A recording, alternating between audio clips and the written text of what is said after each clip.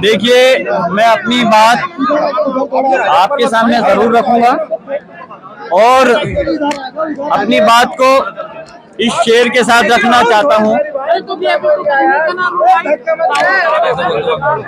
कि वफूरे गम से दो आंसू बहाएं तो बगावत है, और सितंगारे जहां को भूल जाएं तो बगावत है। समझ नहीं आता छेड़ें तो दास्ता कैसे, हंसाएं तो बगावत है और रुलाएं तो बगावत है। आज मैं जामा मस्जिद के अंदर, जो कि हमारी मस्जिद है, अल्लाह का घर है, और अब से नहीं कई सौ साल से ये मस्जिद तामीर है।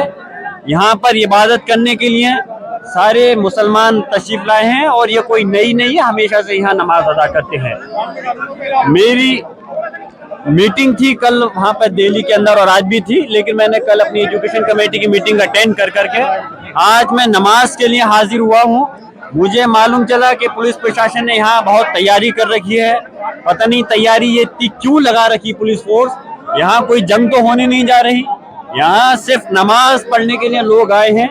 और जैसा कि अभी 3 दिन पहले जो वाकया हमारे सामने आया, निहायत ही अफसोसजनक है। मैं अफसोसजनक इसलिए है क्योंकि संभल की सरजमी पर बहुत अमन व अमान के साथ, बहुत सुकून के साथ में सभी लोग, सभी धर्म बिरादरी के लोग सुकून से रह रहे हैं, लेकिन कुछ शरारती तत्वों ने इस माहौल को खराब करने का प्रयास कर रहे हैं। और वो शरारती तत्व उन्होंने जो याचिका डाली और उसके अंदर जो सर्वे का, मुझे ताज्जुब भी है इस बात का, और ये मेरा अधिकार है, मेरा अधिकार है कि मैं कोर्ट के आदेश के खिलाफ आगे कोर्ट में जा सकता हूं, और जो कोर्ट ने आदेश दिया मैं उससे सहमत नहीं हूं। मेरा ये है कि इस आदेश के तहत, क्योंकि दूसरे पक्ष को यानी कि हमारे पक्ष के लोगों को नोटिस नहीं दिया गया, उनको सुना जाना चाहिए था पहले, सर्वे देने से पहले, आदेश देने से पहले। खैर कोर्ट का मामला है, उन्होंने आदेश दिया, लेकिन उससे ज्यादा मुझे ताज्जुब है कि संभल का पुलिस प्रशासन, इस उत्तर प्रदेश की हुकूमत के अधिकारी, पता नहीं ऐसा क्या हो रहा था कि आदेश उधर हो रहा है कोर्ट का और 1-2 घंटे के बाद में यहाँ पे सर्वे कराने के लिए लिया है। इतनी जल्दी कौन सी थी, क्या मजबूरी थी उनके सामने जो इतनी जल्दी सर्वे कराने के लिए लाए? और सर्वे ये 2 दिन 4 दिन 1 हफ्ते में कभी भी हो सकता था, लेकिन अगर पुलिस प्रशासन इतनी जल्दी अगर और चीजों में भी कर लेता, अगर ये पुलिस प्रशासन के जो लोगों के साथ हम मॉब लिंचिंग होती है अगर उसमें भी इतनी सख्ती दिखाता, अगर ये पुलिस प्रशासन इसी तरह से लोगों के खिलाफ जो झूठे मुकदमे हैं उसको रोक करके उनके खिलाफ कार्रवाई करता जो इस टाइप का माहौल खराब करना चाहते हैं, तो हमें भी खुशी होती। मालूम नहीं कौन सा नोबेल प्राइज मिलने वाला था।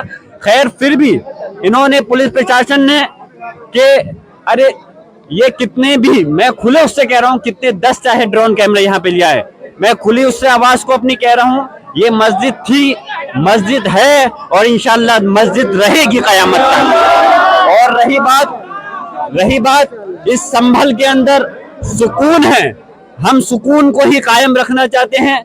मैं आज सांसद हूँ इस जगह, आज यकीनन दादा मोहतरम बख्श साहब की बहुत कमी है, क्योंकि वो संभल की जामा मस्जिद से बेपनाह मोहब्बत रखते थे, हमदर्दी रखते थे। और लेकिन आज सबकी जिम्मेदारी बनती है कि हम अपनी मस्जिद की हिफाजत के लिए कानूनी लड़ाई को लड़ेंगे।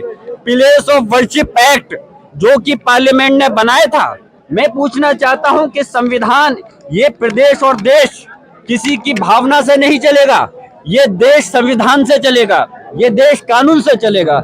हमारी पार्लियामेंट ने प्लेस ऑफ वर्शिप एक्ट बनाया था, उसके अंदर सीधे सीधे ये है कि जो 15 अगस्त 1947 से पहले जो भी धार्मिक स्थल अपनी जगह है वो अपनी जगह रहेंगी। उसकी धारा 2 कहती है, प्लेस ऑफ वर्शिप एक्ट की धारा 2 कहती है कि अगर कोई केस अगर किसी धार्मिक स्थल के खिलाफ है और अगर वो केस अदालतों के अंदर है जो 1947 15 अगस्त से पहले धार्मिक स्थल है, तो उस केस को, उन पेंडिंग केसों को बंद कर दिया जाएगा। प्लेस ऑफ वर्शिप एक्ट की धारा 3 कहती है कि किसी भी प्रकार के किसी भी धार्मिक स्थल को दूसरी धार्मिक स्थल में नहीं बदला जाएगा। प्लेस ऑफ वर्शिप एक्ट की धारा 5 कहती है कि जो बाबरी मस्जिद को छोड़ करके हर धार्मिक स्थल पर यह लागू होगा।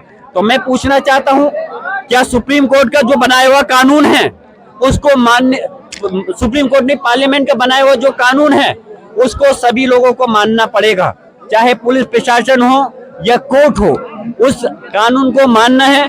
पुलिस प्रशासन का मकसद है कि अगर कोई गलत करे तो उसको के खिलाफ मुकदमा रखना, न्यायालय का काम है। अगर कोई गलत करता है उसके खिलाफ मुकदमा होता है तो उसके खिलाफ कार्रवाई करना, उसको सजा देना। लेकिन जो कानून बना हुआ है उसके खिलाफ आप कैसे कर सकते हो? हमारी मस्जिद को ये 2, 4, 5, 10 साल पुरानी नहीं है।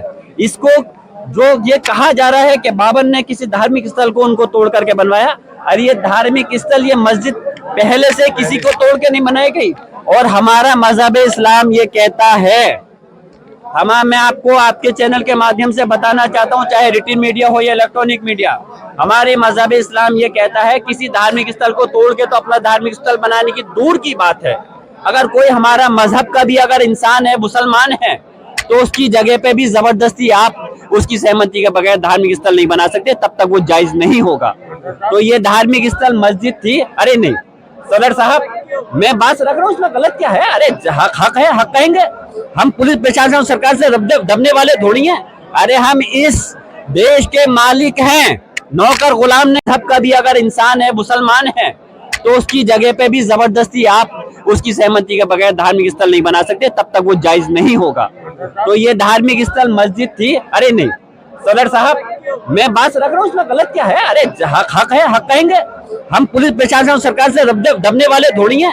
अरे हम इस देश के मालिक हैं, नौकर गुलाम नहीं हैं। हम इस देश के अंदर जब आजादी की जंग लड़ी गई थी, जब बंटवारा हुआ था, हमने इस देश को अपनी मर्जी से चुना, मजबूरी से नहीं रह रहे इस देश के अंदर। हम इस देश के अंदर बाई चॉइस हैं, हम मजबूरी से नहीं। हमें बोलने का, हमें अपने धर्म को अपनाने का, हमारे अपने धार्मिक स्थलों की हिफाजत करने का हमारा फर्ज बनता है। और हम कानूनी लड़ाई को लड़ेंगे। और मैं प्रयास करूंगा, पार्लियामेंट का सेशन शुरू होने वाला है 25 तारीख से। मैं कोशिश करूंगा कि इस मसले को इंशाल्लाह कि मुझे बोलने का मौका मिले पार्लियामेंट में, मुझे मौका मिलेगा तो मैं इस बात को पार्लियामेंट के अंदर भी उठाऊंगा। और रही बात कानूनी जो दाव पेच है, उस कानूनी लड़ाई का जवाब हम कानूनी लड़ाई से ही देंगे। हम यहाँ कोई संभल की सरजमी पर कोई हम लड़ाई जंग नहीं करना चाहते, ना किसी दूसरे धार्मिक लोगों से, ना ही पुलिस प्रशासन के लोगों से। लेकिन हम ये चाहते हैं, क्योंकि रही बात जहां तक धर्म की बात है, मैं कह रहा हूं, मुझे जो वोट दिया है, मुसलमानों के साथ दूसरे धर्म के लोगों ने वोट दिया है, मैं उनका भी सम्मान करता हूं। लेकिन उनका सम्मान भी करता हूं, उनका काम भी करता हूं, और उनको हक और इंसाफ के लिए राजनीतिक तकाजे से, जिस कुर्सी पे मैं बैठा हूं उससे भी, और मजहबी तकाजे से भी मैं मुसलमान और हिंदू समाज के लोगों के जायज काम को करूंगा। लेकिन जहां मैं मजहबी आदमी होने के नाते, ये जामा मस्जिद अल्लाह का घर है और प्लेस ऑफ वर्शिप एक्ट का जो उल्लंघन किया जा रहा है, मैं चाहता हूं उसके ये चीजें नहीं होनी चाहिए, क्योंकि ये सारी धार्मिक स्थलों पर अप्लाई होते हैं, चाहे मस्जिद हो, गुरुद्वारा हो, धार्मिक चाहे मंदिर हो या गिरजाघर, कोई भी चीज हो, हर उस पर लागू होता है। तो सिर्फ बाबरी मस्जिद को छोड़ करके प्लेस ऑफ वर्शिप एक्ट में था, सारे धार्मिक स्थल जो 15 अगस्त 1940 से पहले हैं वो अपनी जगह रहेंगे, उनकी जगह पर कोई दूसरा नया रूप या दूसरा धार्मिक स्थल नहीं बनाया जाएगा। मैं फिर से आप सब लोगों से ये कहता हूँ कि आप लोग भी मीडिया के लोग हैं, आप लोग इस देश का चौथा पिलर कहलाते हैं। आप लोग भी हक और इंसाफ और सच्ची आवाज को दिखाइए कि किस प्रकार यहाँ पे संविधान के गला घोटा जा रहा है, किस तरह प्रकार संविधान की धज्जियां उड़ाई जा रही हैं। मैं आखिर में अपने सभी मुसलमान भाइयों से ये बात कहता हूँ कि वो सुकून से रहें, कोई किसी के भड़काऊ बयान में नहीं आए। लेकिन अभी उसकी इस मस्जिद की जंग के लिए हम लोग आगे हैं, हम कानूनी दावपेच लड़ेंगे और इंशाअल्लाह ताला इस जंग को हम हर हाल में जीतेंगे। और और हमारी जामा मस्जिद के लिए हम कानूनी हिफाजत भी करेंगे और इंशाअल्लाह ताला हर तरह से जो भी जरूरत होगी हम अपनी जामा मस्जिद के लिए पूरी तरह से हिफाजत करने के लिए हमेशा, मैं ही नहीं सारे लोग रहेंगे। हम अपनी इस प्रदेश और देश के अंदर जो 1947 से पहले की मस्जिद धार्मिक स्थल है, किसी को भी छीनने नहीं देने के हैं।